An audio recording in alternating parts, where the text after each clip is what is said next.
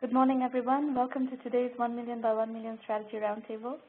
This is our public roundtable, and we have been doing this for a long time.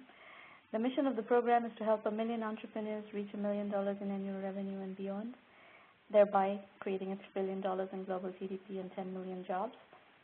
I suspect it's going to take us a while to get there, but the whole program is predicated upon making you, the entrepreneurs who are participating in the program, successful. So this is our 171st roundtable. Can you believe that? We've been doing this for a long time. Every time I look at these numbers, I go, wow, we have been doing this for so long. An announcement that went live this week, this Monday, is that we have a new partnership with the Rackspace Cloud company. As you probably, many of you are hosting on Rackspace, we host on Rackspace, and we are doing a partnership with them around a startup challenge for cloud startups. You will find all the application information on the link that's on your screen. Maureen can perhaps put the link on the public chat so that you can click on it and go to it as well. We will be picking 5 finalists from the applications. The applications are due by May 17th. We will be picking the 5 finalists by May 30th. And the 4 finalists will win $1,000 per month worth of cloud hosting for 1 year from Rackspace. And the winners will win $2,000 per month of cloud hosting plus a scholarship to the 1 Million by 1 Million program. So that's something that if you are working on a cloud, please feel free and apply. This event is being recorded. If you want to follow us on Twitter, our handles are at 1M by 1M, and mine is at Sramana. If you're live tweeting the show, please use the hashtag 1M1M. If you could subscribe to the YouTube channel, you will find all the recordings and various other kinds of cartoons and 1M1M FAQ videos on this channel. Maureen, for future reference, if you could adjust the slides so that the YouTube thing doesn't go below the image, that would be great, because I've been seeing this every time. Telephone call-in instructions. We're going to work with a couple of people with their slides and everything, but mostly we also have lots of Q&A time, and we give you an opportunity to call in and discuss your business or ask questions, whatever you want to talk about. The phone numbers are 650-479-3208 with the access code 668-735-892. And please let us know in public chat that you're about to call in so that we can call for you. And please keep the phone on mute until I call you to speak, because otherwise it sends in a lot of echo into the call. All right, we're going to start with PR Ravi Lisetti, President and co-founder of Specialty Phosphors. So tell us, Ravi, do you go by Ravi? I guess you go by Ravi, yes? No.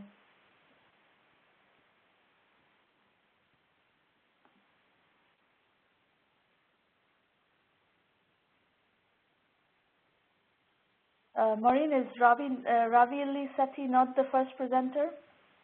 Are we going to move to somebody else? I know you don't have all the presenters online yet. Sudip, okay, well, let's go to Sudip, Ricky, Spensa. Sudip, if you could unmute your line and tell us what's going on, that would be great. Good morning. I've unmuted my line. Well, now you are audible, so go ahead. Good morning. I wanted to present to you a concept on smart buildings. Next slide. So we're going to talk about, this is the agenda. Next slide. Something about me. I have been fortunate to found 2 other companies, Aristosoft and 5x5 Networks.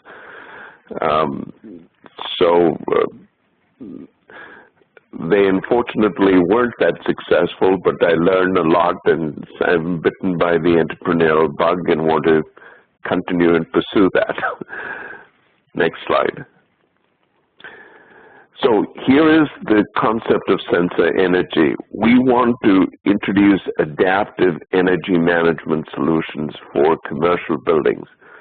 So the customer is commercial building operators, owners, and what we are trying to do is to come up with a holistic solution based upon occupancy sensors.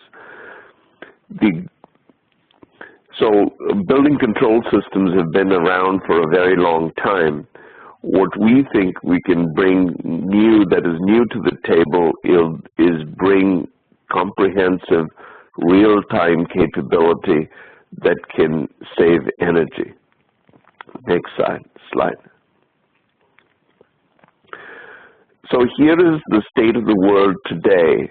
There are really two dominant ways of controlling energy. The first is through scheduling, and that is not very effective because people have their own schedules, and if you turn on all the lights at 6 o'clock in the morning and off at 9, that's not good, because people come in and out of most of the in their own schedule. In office areas and in conference rooms, the common mechanism to override that wastage is PIR sensors. But unfortunately, they only address lighting, which is only 15% of the total energy of the building, and they also can be deployed for only 24% of the building area. So we want to take a much more holistic view of the whole building. Next slide. Here is how we intend to do it. So we think that mobile phones are completely ubiquitous, and all the mobile phones now have Bluetooth. And the way Bluetooth works is, this is not your grandfather's Bluetooth. This is Bluetooth Low Energy, also called Bluetooth 4.0. And what that does is has a native mode that has proximity detection built into it.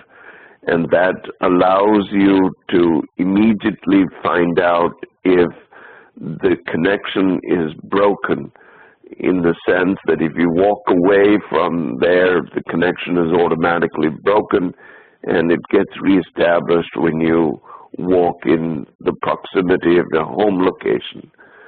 What that allows you to do is to get a very good reading on when the person is actually there. Next slide, please. So here's the solution overview. The start of it is the mobile cell phone of the user that links to a sensor in the ceiling to which it is paired to, and that controls the lights. It also has some different sensors built into it, photocell for daylight harvesting, temperature control sensor, and also PIR sensor for guest mode. And it is also linked to the VAV controller that in fact can turn down the HVAC system that actually consumes about 45% of the total energy of the building. So number one, what we are trying to do here is to, through this mechanism, also be able to control lighting in the open office area. Number two is we are extending the control to also include HVAC, which is 3 times the total lighting expenses in a building. Next slide. So I have a question here. Is your usage model assumption that all these rooms are going to be manually managed? What is the advantage of giving all this making all this control available in the hands of on a mobile phone. I mean, today the buildings that I go into that are sensor controlled, you go into a room, the light goes on, you walk out of the room, the light goes off, end of story. I don't have to worry about it. Actually, you do have to worry about it in some sense, because it is not occupancy detection, it is motion detection. So if you are still, the lights go off, number one. Number two, it is useless in the open office space that is more than 50% of the space of a building. Number three, you control actually nothing. Your mobile phone acts as a beacon. So just as the right way to think about it is the link to, for example, the Bluetooth link to the earpiece handset or the earphone. If the occupancy detection is done by determining whether there's a mobile phone in the room, and that sends a signal to the sensor, and the sensor then notes that there is occupancy, the room is occupied. Exactly, and it also knows mobile who. Phone leave. Sorry? What if I leave the mobile phone behind and leave? Well, there is a PIR sensor there whose role is that of of a guest participant, but it is the exception rather than the rule. Yeah, I agree with that. Yeah. Okay. Yeah. Fine. That's fine. Okay. So the next thing is it also today it is only done for lighting, and now it is also going to be done for HVAC also. So we are on the next slide. This shows that there is actually a product portfolio here. So the first step of it is a smart controller. You can add an orchestration server that introduces demand response, cloud-based reporting, and computer setback. So the computer setback is you can also, most computers and laptops come with a Bluetooth in them. So if it senses, the central ceiling controller senses that you have left, it can also put your computer into the hibernate mode. The last thing is the lead addition. Sorry? Computers anyway do that. Again, not really. So people get really, it is a timer-based control. I would not worry about so many different things. Pick one problem to solve it well, because solving this problem for computers and solving this problem for lighting systems are different problems, right? So actually what my feedback from users is that they are looking for a comprehensive energy solution. So occupancy is the base of everything, and it's a software, it's not a hardware problem that we are trying to resolve. It's a simple software piece of code that tells the computer to go to sleep if that link is broken. So you were talking to facilities managers for this validation process? I have talked to facilities managers as well as energy consultants in this space. And what is the likelihood that they are interested in buying this product?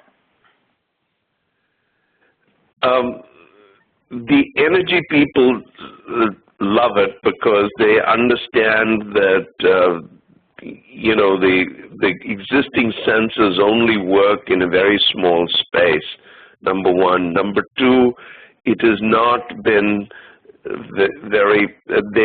there really is no way to control the HVAC today, and that linkage is important to them. Number three, in California we have a new energy regulation, the 2013 Title 24, which is going to drastically increase the level of automation that is required for you to even get an operating permit for the building. And that is what is interesting. So that's one set of users. The second set of users I've talked to are in India, where this is very exciting for them, primarily because electricity supply is so uncertain. And so when they're operating this entire building based upon diesel, the ability to selectively turn down or do a demand response is very, very interesting to them. So in the United States, the demand response is through regulatory pressures.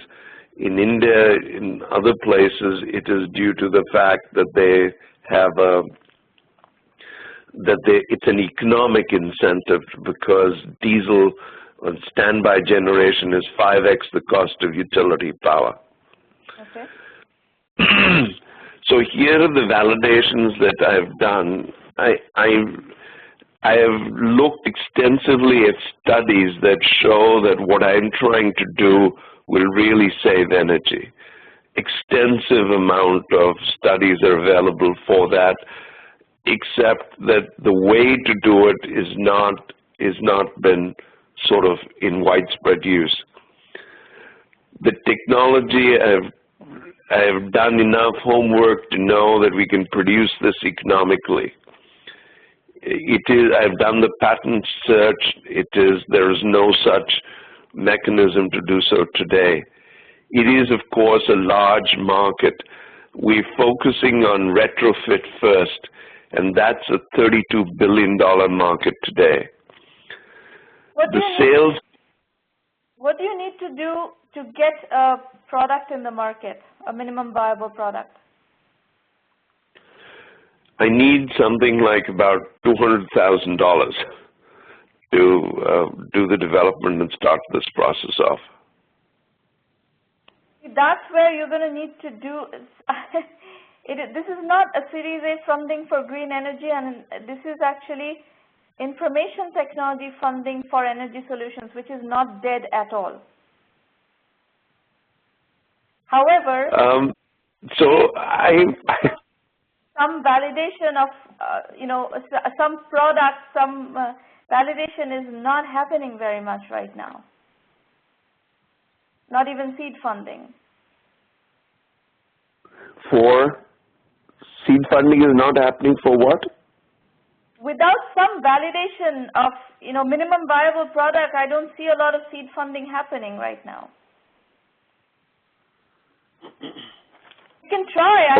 I think you have a reasonable case, but how do you convince people that you know how to build this solution and stuff like that? Is something that you're going to come up. Your chances of success would go up orders of magnitude if you can put a minimum viable product together and get some customers around it. That's one option. Another option is you could ask customers to fund the development if they're really interested. And thirdly, you can try to go to angels and see, if they would fund it. You can try to raise an angel round.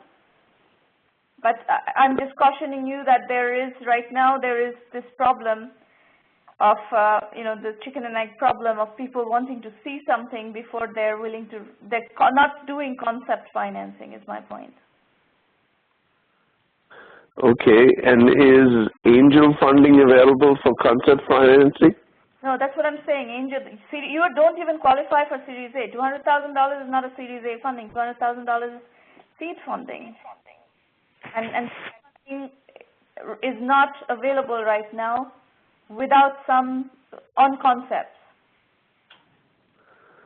Unless you know someone personally who knows you and is willing to bet on you. Okay. All right. The minimum viable product financing largely happens either, basically through friends and family networks, or if you have a relationship with a professional angel who is willing to fund you. Okay. But if you go into an unknown situation, people will want to see a minimum viable product or something that tells them that, yeah, okay, what you're saying you will do works and how it works and that customers are willing to. What you're saying makes a lot of sense. So I'm not completely turning off the idea of, it may be worthwhile to go talk to some NGOs and see if they would engage, even people who don't know you. Maybe they will engage and, I don't mind helping you with that process, but know the fact that the probabilities of those kinds of deals happening right now is very low. Okay. However, all right. the question is absolutely not true. Funding for information technology solutions for green energy is alive and well. It is not dead at all. Okay, got it. All right? All right. Okay. Those I had. Thank you. You're welcome. All right, who is presenting us? Okay, Sangeeta, Dilip, go ahead. Oh, Sangeeta and Dilip are two people or one person? Yeah, it's two people actually. All right. Go ahead. Can you hear us? Yes, we can hear you. Okay. Hi, Sramana. I have been following you on Facebook lately and quite impressed with what you're doing. So let me start with my presentation. Next slide, please. Okay, this is my introduction. I am an engineer and worked in VLSI division for 2 years and then took entrepreneurship course, and then I have worked previously in two of the previous ventures, end marketers, where I felt there is a knowledge gap in India on this startup area actually. If anybody wants to do business or anything, this is the place where I realized there is a need to give knowledge on how to start, how to carry on with the business, and very how-tos of the business, right? So that is where I got this idea of starting Startup Freak. Next slide. Okay, next slide. Okay, so problem where I found and where is the need is SMEs, small business enterprises, mainly are offline in India, which I have come across. There are people who have no idea that their business revenue will increase if they are going online. And there is a place where students wants to become entrepreneur, and then they have these questions like, how can I actually start? Nobody is there to guide them. These all things actually helped me to put a plan of this website, and then before investing any money, I wanted to just test the market, and from last 1 year I am building content and seeing the response, how people are responding. There is a feedback and queries form on our website where people can ask questions about their business. And lately, almost 100 to 200 queries are coming every month, and I have right now formed a experts group where I will forward these queries to them and they are answering the queries. Right. So next slide, and then this is total addressable market, and big corporates like Google, HP, and Microsoft are also getting into SME sector where they want to bring a lot of offline businesses online. So this is where I also want to get in, enlightening people. If you see Startup Freak, I have 3 big vision, making it as a Cura for startups, eHow for startups, or Just Dial for startups. These 3 things collaborating in one place. If a startup wants to find a service provider for them, they should be able to get on my website. And if they want to find investors or HNIs who are interested in putting any amount of fund in their startup, they will be able to fund. This is the platform which I am currently building. And we have made a new tool which helps startups to get the idea of how to invest. I just put in the gizmo.startupfreak in chat window. If you can see, it just calculates. It is kind of calculator for term sheet, and lot of such tools will be releasing in another next 1 month. And we are getting very good response from entrepreneurs right now. Next slide, please. So this is little old statistics which we are having. With this I presented very late. Right now we are in very good shape, articles wise also, and experts. We have almost like 100 to 150 experts with us who are ready to give suggestions for the queries asked by entrepreneurs on our website. What is the definition? And yes. What is the definition of an expert? Okay, expert as in like legal experts. I have lawyers. And I mean, usually this is not people are the questions people are asking is very simple questions, not very much more. We just need lawyers to answer legal questions or registration questions and marketing questions, and how to set up, where to get funding. The reason I'm laughing is that how are you going to compete with Quora? How are you going to compete with one? No, it's not Quora I am competing with. I am just telling it's kind of Quora for startups. You ask question, you are able to get the answer. A body of knowledge. Yeah, you are just asking the question, you are able to get the answer. That kind of concept I am just telling. Yeah, but in Quora, there is a massive body of startup knowledge already built up. If you're talking about the but this is not accessed by India, right? If you want to stop and listen to me, you can listen. Otherwise, you can keep talking, and I will shut up, and we can just move on. Yeah. Please tell me. So you you presented this as if there is no other solution, which is a completely flawed assumption, because there are competition at many different levels. Your first thing is Quora, which is actually for base level information, not the advanced information, but base level information. It is chock full of answers on the startup topic. So as far as I'm concerned, I don't see why somebody would not go there first and go to you. And how are you going to compete with that? There is no monetization model on Quora, for example. Quora I'm not competing. I mean, my audience is completely different. I mean, they are not accustomed to online at all. I'm talking about the people, very simple people who have never used Google also to search their answers. And so, what is the business model? That Quora, but you're trying to do Quora for that audience that doesn't perhaps know Quora. Your assumption is the reason you'll be able to get. No, I'm planning a mobile. They should be able to ask their questions through mobile, and I should be able to send the answers through mobile itself. That is my plan. And what is the business model for that?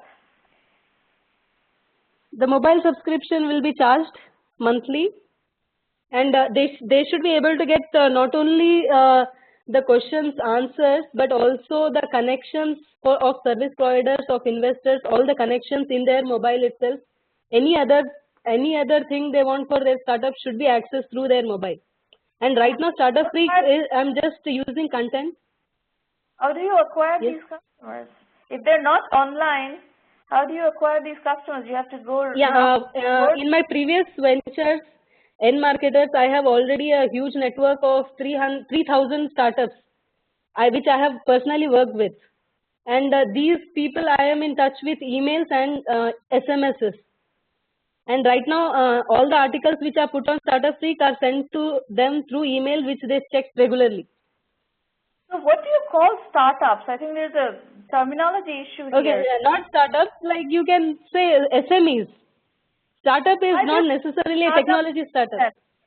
Why do you call it Startup Freak? Because startups in India or startups anywhere in the world will typically get associated with people who are highly online and highly tech savvy. I assume that's not your audience. At least you're telling me that that's not your audience. Yeah, that's not my audience. Yeah. And why do my audience is Freak? Because I consider them, anybody who wants to do business is a startup. That is my feeling. But that is not the feeling of the industry. Okay, that can be changed, right? In India, startup is a person, who is just starting on his own. You may call him as a self-employed, but it can be made as fashionable, right? No, but I tell you one thing, that if you're trying to help a retailer, to come online, that person is not thinking of himself or herself as a startup. They're thinking of themselves. Yeah, that mindset only is what I want to change with this concept of startup freak, making it as a trend in society that if you have a business, you are a startup. Okay. I mean, most of the times what happens is technology startups take the whole limelight of being a startup, and person who is actually struggling and making revenues and is offline is not considered a startup, right? I mean, I think what you're trying to do here, having talked to you a little bit, my interpretation of what you're trying to do here is you're trying to move small offline businesses to online businesses. That's really what you're trying to do. Yes, right. And I think your positioning is kind of all over the place, given that is your objective. So I would think about this a little bit and try to explain this better, because for your customers, otherwise, it's like. And one more thing, revenue-wise, from January we are making every month 1 lakh INR. Revenue-wise, it is advertisement income which we are making. Some is coming from content marketing and others is coming from the ad placement. Okay. 1 lakh INR is like from January we are making. Okay. It's just 1 year. And this content marketing is coming from the startups who want to give their services to other startups. And we are working on a product where people can come and upload their company details as service provider for startups. It is like early adopter kind of thing for startups also. What you're doing really is you're trying to take these technology startup companies and their services into the offline world and the offline small businesses, and then you're trying to move the offline small businesses, get them to use online services and online business practices and turn them into online businesses. And you have exactly put together a network of technology startups who are trying to reach this network. That's what you're doing. Yes. Okay, yes. That's a different business though. Yes. I mean, if you are not able to get what I am telling you, it is just because of my inexperience, you can say, or maybe I'm too excited to talk. Do something. You're going to have to learn to explain what is it that you're doing. Yes. Right? Right. Okay. So, next. It's great that you're doing 1 lakh in revenue. So obviously you're doing something that is turning into revenues. You do have a revenue model. You are actually underselling yourself or underserving yourself if you position yourself as Quora, because nobody pays for Quora. No, I'm not positioning. I'm just telling like it can be like Quora for startups. Like you ask question and you get answer, but for offline. It's not like Quora at all. Okay. And or it maybe you can call like eHow for startups. Not really. I think what you're trying to build is a channel for technology startup companies to sell into the offline small business, small medium business world that is trying to come online. Yeah. And I can introduce you to potential customers in that mode. So these 250 plus articles are coming from technology startups that you're marketing to your offline audience. That's what you're doing, right? That's what you're charging for. It's a technology startup charging you. Yeah, I'm charging the other technology startups to put their offerings in an article form and sending it to the offline startups. But to place that article, the technology startup is paying you. Yes, right. Right? And how many of these offline companies do you have in your network? I mean, it's not like exactly like companies. I told you, like there are individuals who are like, you can call them as self-employed, but I call them startups, and that individual network is 3,000 people right now. Okay. So these 3,000 people, are they all business owners or not? Yes, they are business owners. You have 3,000 business owners and you are marketing, you're charging these startups a certain amount of money to put their offerings in form of an article in front of these 3,000 small business owners in India. Exactly, That's yes. Doing. Yes. So now tell me, How much are you charging the technology startups to do this? I mean, each article varies depending on how much, it depends on me how much I'm charging. Usually it will be for one article $50. Okay, got it.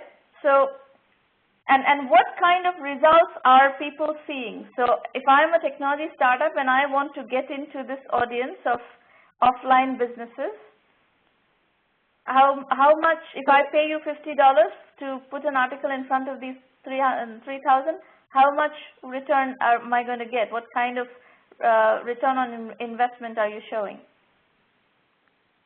Okay, right now we have not worked on that. I mean, people are getting response. If you are placing article, you may be able to get 3 to 4 responses or queries on the product of yours. And converting will be completely up to you. But right now I want to move completely from the article base to actually make it a service provider list on the website and rate the service provider and kind of stuff. That product is under building right now. So where is the revenue coming from though? What is the 1 lakh a month revenue? What is the source of that 1 lakh a month revenue? Okay, we have not just 250 articles. I mean, every month we are getting 20 articles, and we are charging somewhere $50 to $100 each article.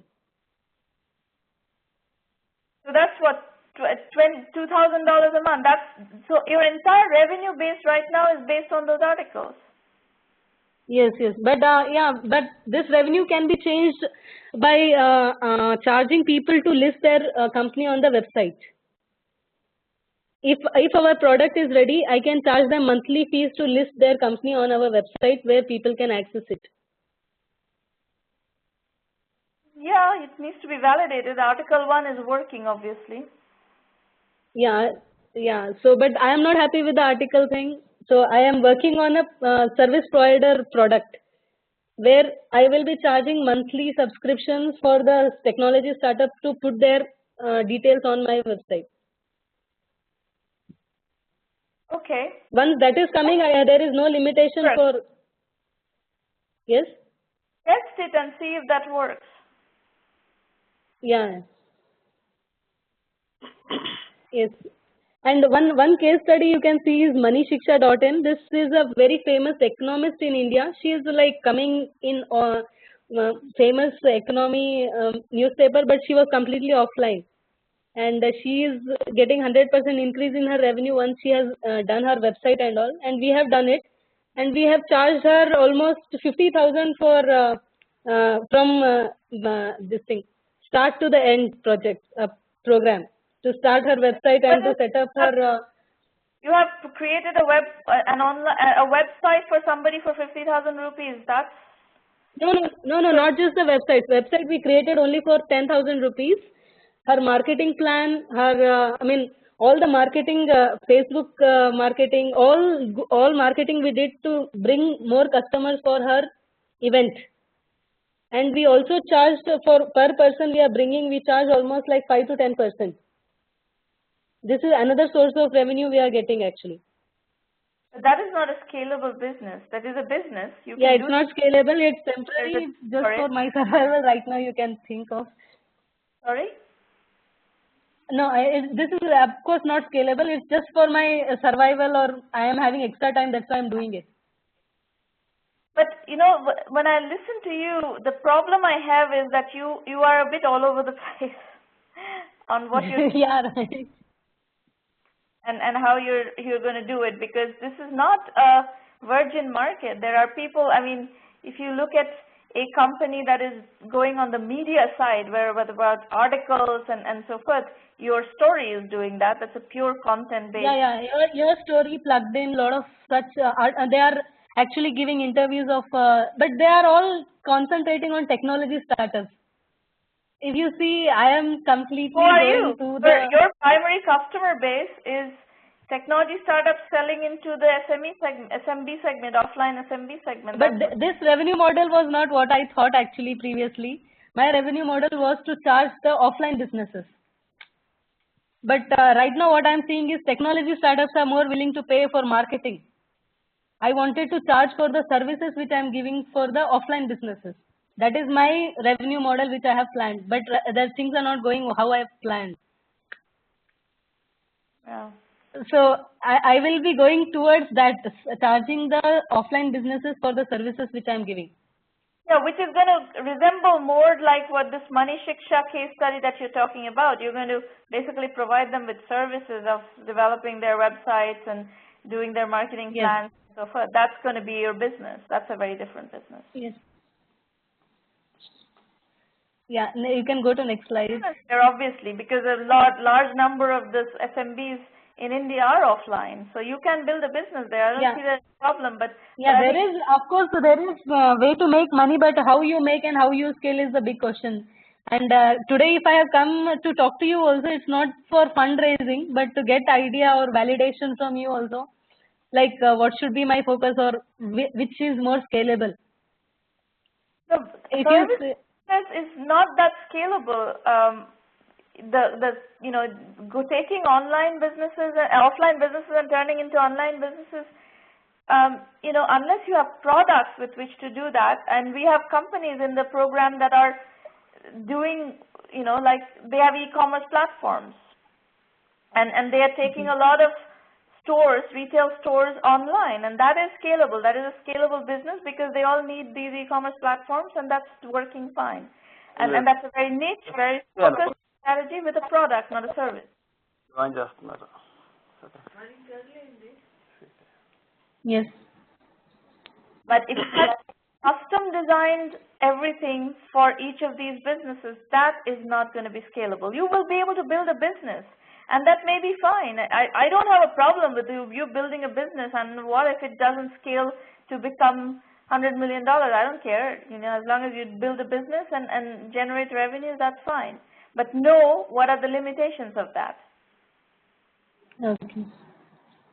But if you but if you can bring together a network of hundreds of thousands or millions of offline businesses that these technology startups are trying to sell into, and you can provide them with that channel, that is of a lot of value. Yeah. So, I mean, if I'm making everything automated in my website, like people will be able to come and register their startup, and then other people will be able to access those information, will be scalable, right? Yeah, but so it depends on how you're going to get these offline businesses. 3,000, a target audience of 3,000 with 2 or 3 leads, that is not something that is going to attract a lot of people to work with you. The question that you're going to need to ask is, how are you going to acquire 300,000 or 3 million offline businesses, at which point this does become very attractive to the technology startups, and yes, they will then pay to register and set up their profiles on your site. Yeah, for that question, you can just go to the next slide. I mean, what are my plans in acquiring the offline businesses? You can just go to the next slide, please. Another slide. Okay. You can skip this one also. Okay. This is what we are doing to get more and more offline businesses tie up with us. First is we are doing a lot of startup challenge or some tech challenges in colleges to see, I mean, entrepreneurs are there and they are tying, from beginning they are with Startup Freak, and email and mobile marketing we are doing, and we usually go to these places. This is not your entrepreneurship awareness in colleges. That is not your audience.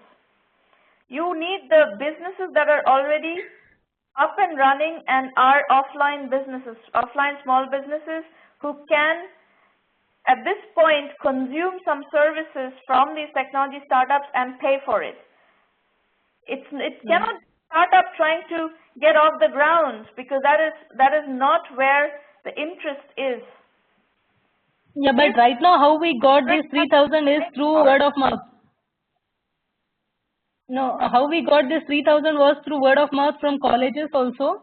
I mean, college students are very good in doing publicity for your startup. Like, if they are also not coming. I have serious doubts about the quality of your list of 3,000. That doesn't tell me that you have business owners. You have a bunch of college students in there. That's not no, a valid. Not college.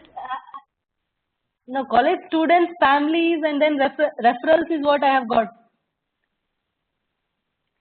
But one thing that you have to be very careful about is figuring out the quality of the people that you're bringing onto your platform, because unless you deliver real businesses with real purchasing power to your advertisers, and whether that advertising can be article marketing, that advertising can be listing, directory listing and profile creation on your site, but unless the audience is of value, nobody is going to use your portal.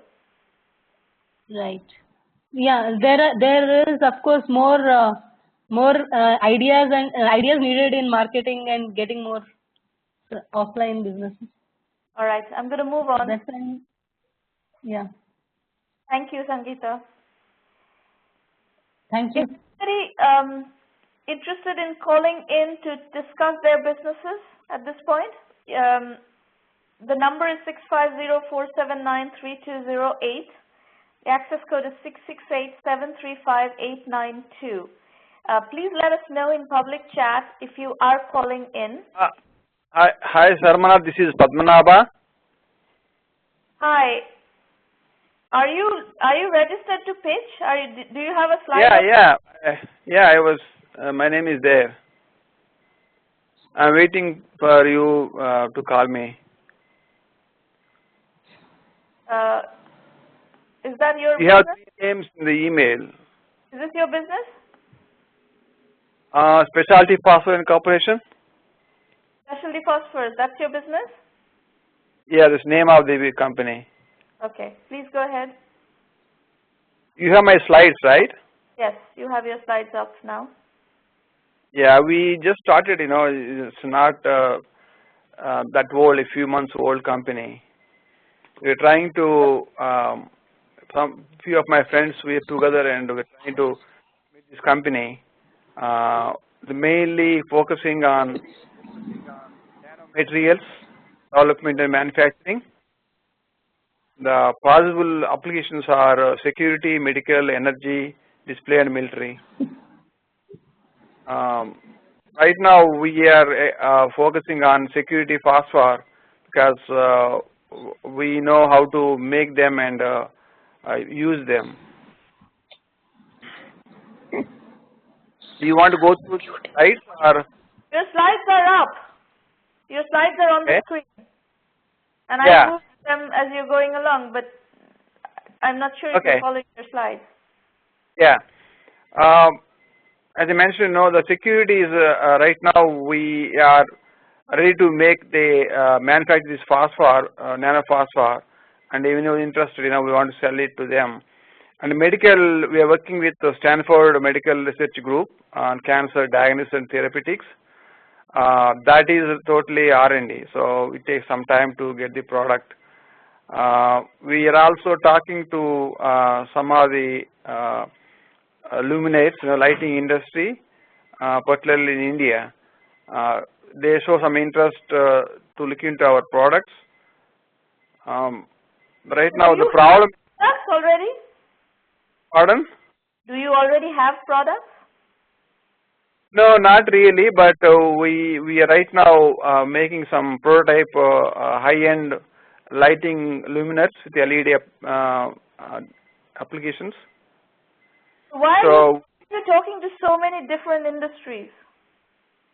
No, this is same phosphor actually. We can. These are only possible business opportunities. We are not going for all these ones, but we thought maybe we can show people that we are capable of doing all these applications using the same phosphor material. You're trying to develop a new material. Is that what's going on? That's right. The security already we have materials. We already did work on those, and they're all with different signatures, different properties. Those can be used for the authentication markers. Those are ready to go. Similarly, energy we have phosphor is available, and we are trying to make high-end products like required color temperature, color combination, and efficiency. Those products we are right now doing some prototype, and we talked to a couple of Indian LED industry. They showed some interest, so we are going to take them to India and show them, and they're interested. We want to start a small What are you going to show them? Pardon? What are you going to show them? I think if I understood you right, you're trying to develop a new material. Yeah, using material, we want to make LED lighting also, luminous. So, but do you have the material ready, or is it a material? Yeah, material is ready. Yes, we have the phosphor material for lighting. Is it a medical application, or is it an off-the-shelf material? Some of them off-shelf. Some of them we have our prototype. Our proprietary materials also. And where does this come from? Where did the material research happen? We have a small lab in New York. We are using one of my friend's lab there, and we only just start up now to make this prototype. And the security phosphor already we made earlier. I was with SR International for a few years. Then we made some materials there, and I know all the formulations. So that's why we want to go ahead of manufacturing this phosphor. Okay. So you're talking to a whole bunch of potential application industries, and you're trying to find out who's interested in buying, who's interested in working with you to develop a product around your material. That's what's going on, yeah? Right. Yeah. We are going to show all these in National Innovation Summit, going to happen in next month, 10th to 16th in Washington D.C. We got a booth there. They gave us a booth that we're going to show whatever we are planning to do. The reason we are going there is a SBIR conference along with this one. Most of the government agencies are going to present there. We want to show them, and maybe we try to get some funding from the government agencies. There is also Tech Connect World also there. All three are going together in same venue, same time. We are going to talk to some of the corporate members also. Why are you here? Why are you here? What are you looking for from us? No, I just want to know, what way you can help us, or we not right now. We not sciences. Pardon? We only work in information technology. We do not work in material sciences. Oh, I see. Okay, sorry. Okay. Yeah, I think totally different. What I heard the previous presentations also, they're talking about IT only. Yeah, we only work with IT. Okay, great. Anyway. Right. Else calling in? This is Padmanabha. Your time is up, Padmanabha. Okay, thank you so much. You're welcome. Bye. Bye. Is anybody else calling in?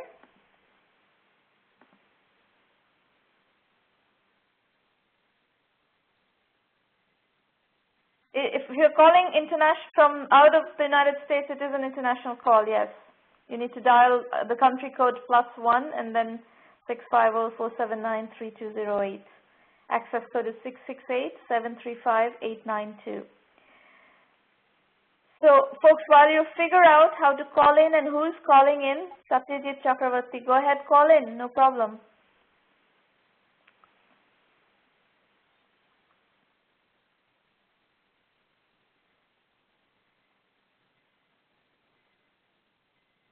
Just let us know in public chat that you are planning to call in. So while you're calling in, I'm going to take a few minutes to explain to you how we work with entrepreneurs as 1 million by 1 million. And even before we do that, I'd like to request you to refer serious entrepreneurs into 1M1M. We are working with a number of serious entrepreneurs and really making revenue impact on their journeys. And it's always, you know, important for us to find other serious entrepreneurs who really want to do entrepreneurship seriously, not for 3 months, not for 6 months, but a real entrepreneurial journey. And a real entrepreneurial journey is a many-year affair. You know, it takes a long time to build companies. It takes a long time to build sizable revenues, and that's the kind of entrepreneurs we are looking for. So here's a quick overview of the resources and how to use the program. Your exploration begins at 1mby1m.com. The first level of resource, which is completely free, is our blog, which again you can access through the website. We have lots of case studies, trend analysis, overviews, information that you can learn from on a continuous basis, and it is completely free.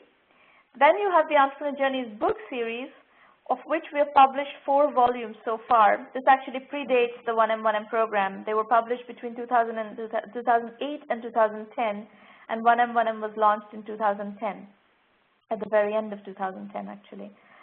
So in this book series, however, we have started to outline some of the cornerstone philosophies of 1M1M, bootstrapping and positioning being 2 critical pieces of our methodology.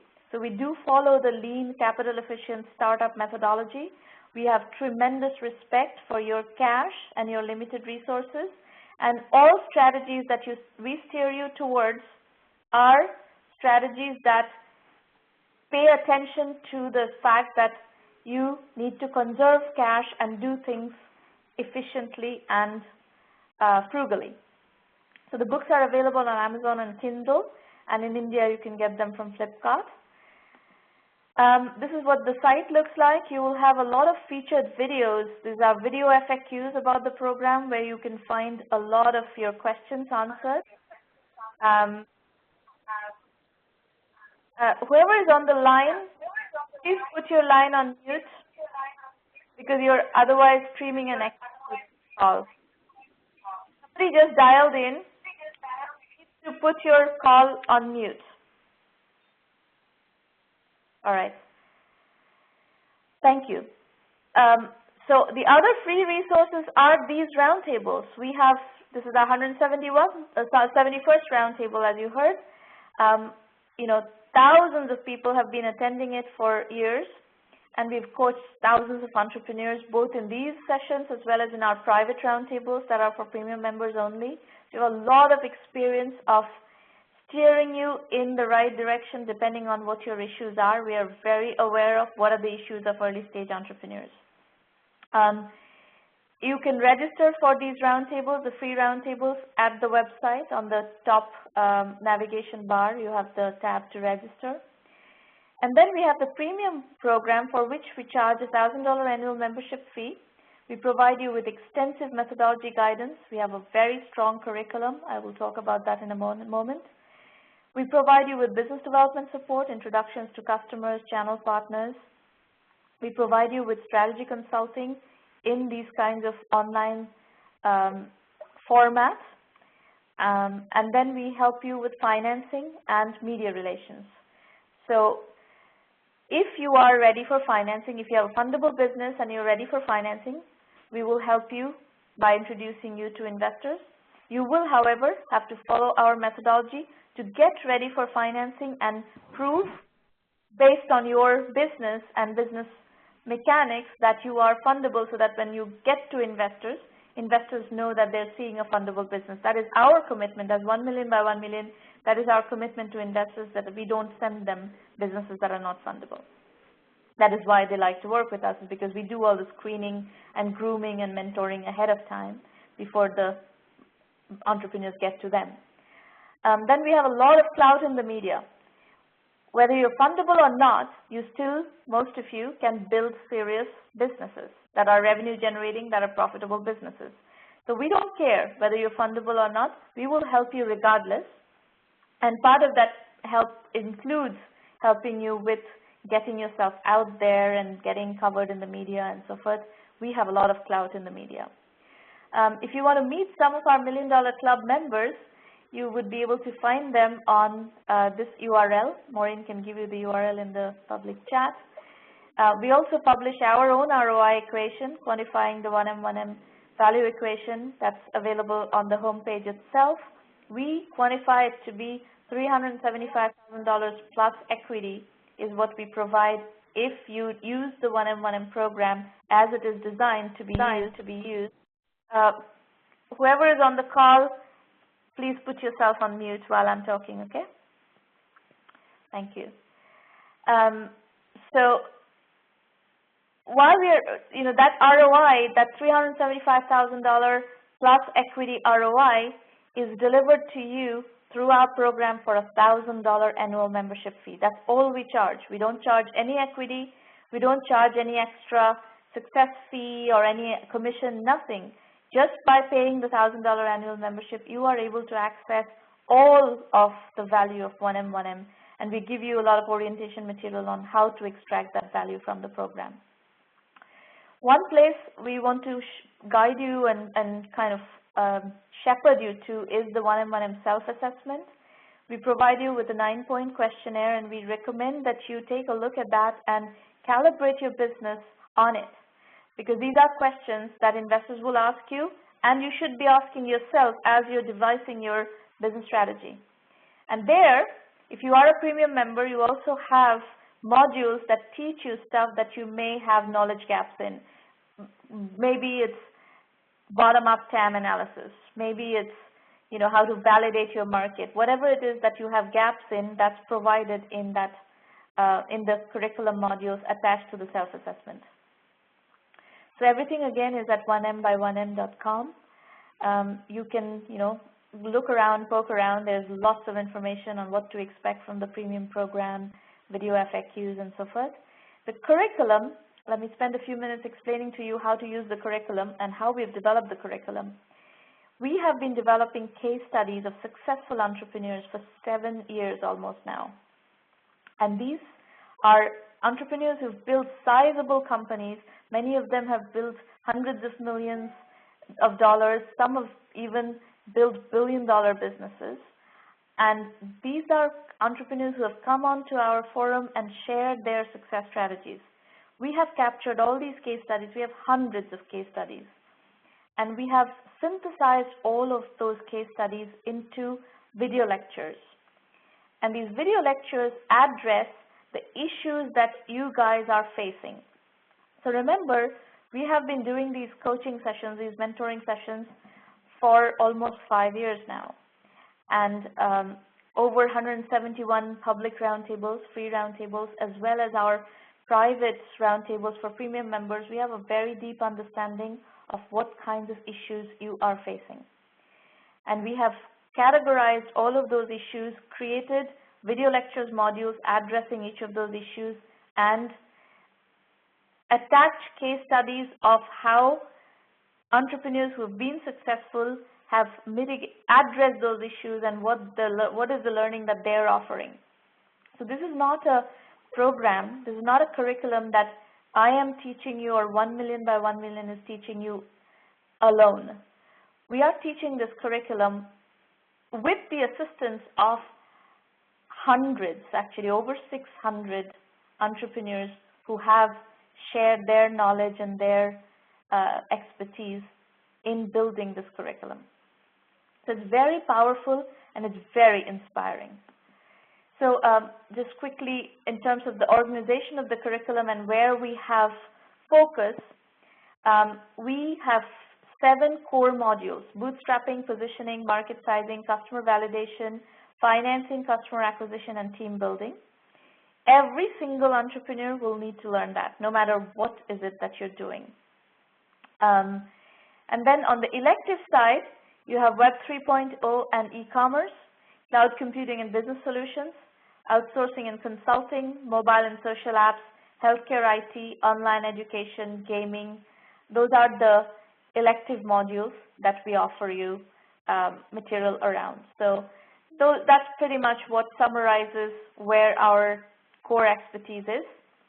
And when it comes to I think we saw an energy IT business today. Those kinds of businesses would generally come under the cloud computing and business solutions area, where we do have energy businesses as well.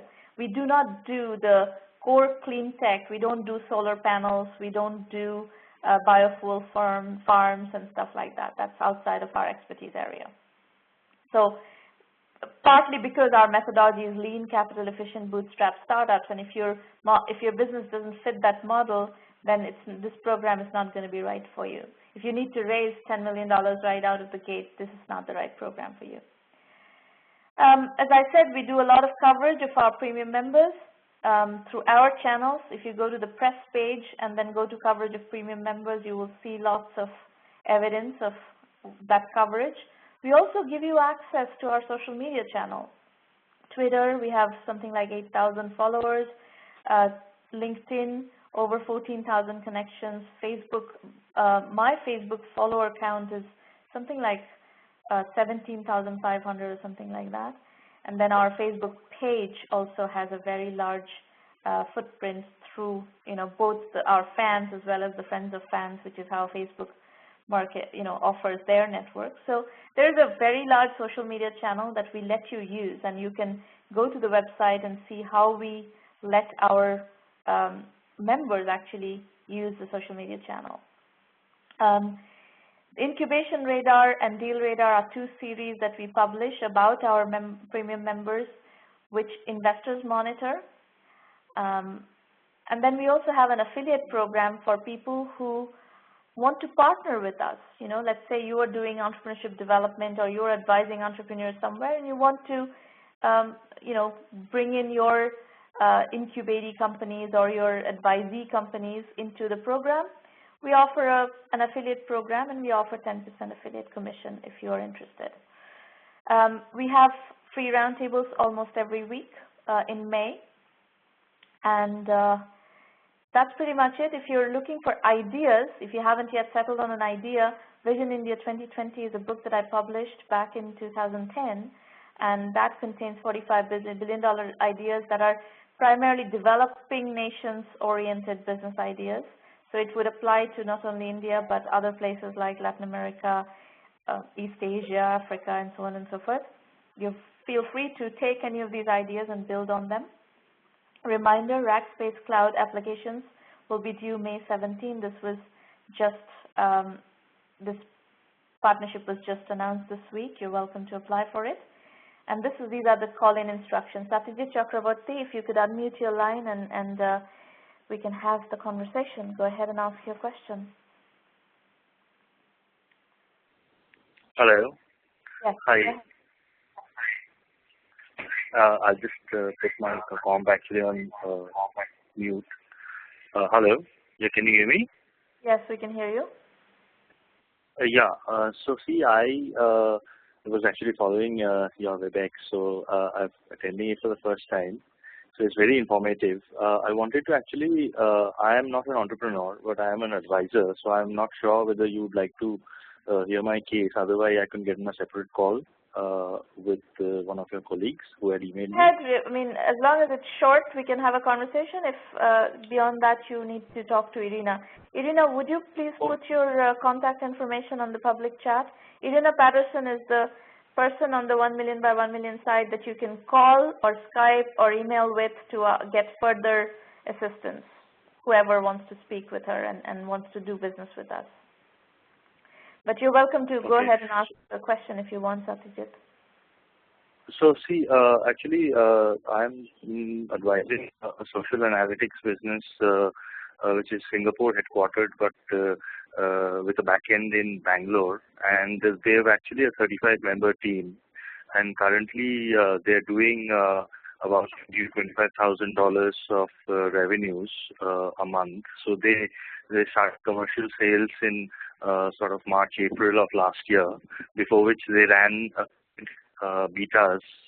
They still continue to run paid betas with customers, but mostly the paid sales started in March, April of last year, and they're currently working with 20 blue chip agencies.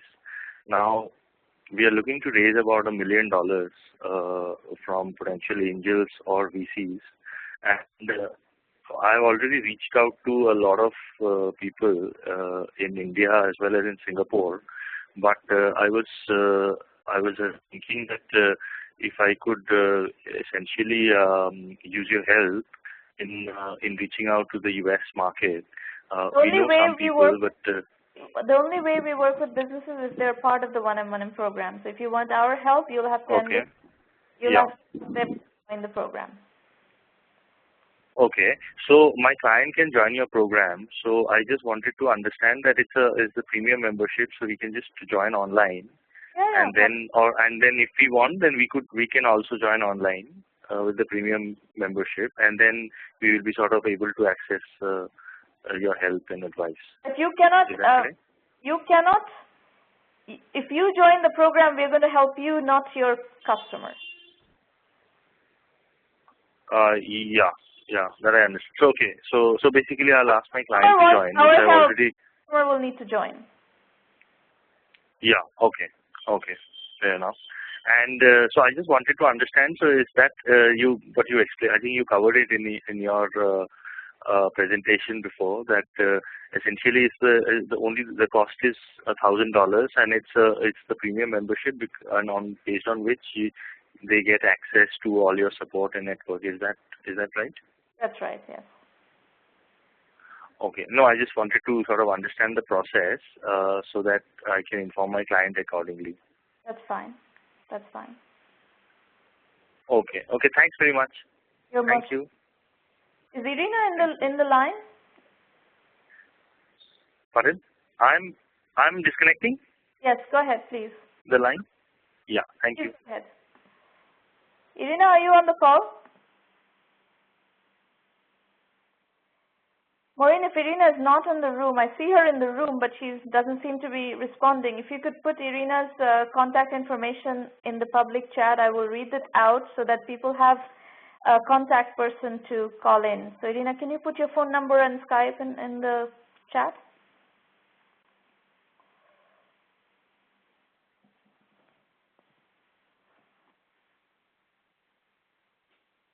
Irina's phone number is 786-301-2456. Her Skype is Irina_Patterson, and her email is irina@1m1m.com. So you are welcome to contact Irina if you want to talk to somebody about joining the 1M1M Premium program, and she'll be happy to answer your questions and point you to where you will find information about whatever is your query. If anybody else wants to call in to the phone line, please use 650-479-3208, and the access code is missing here. Access code is 668-735-892. Is anybody else calling in? You can also ask questions in the public chat, folks. Just type in your questions and I'll pick them up in the public chat.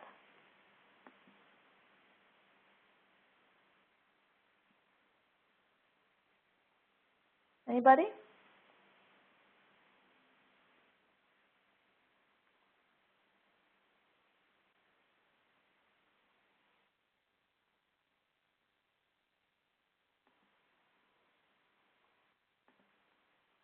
If not, we will wrap up.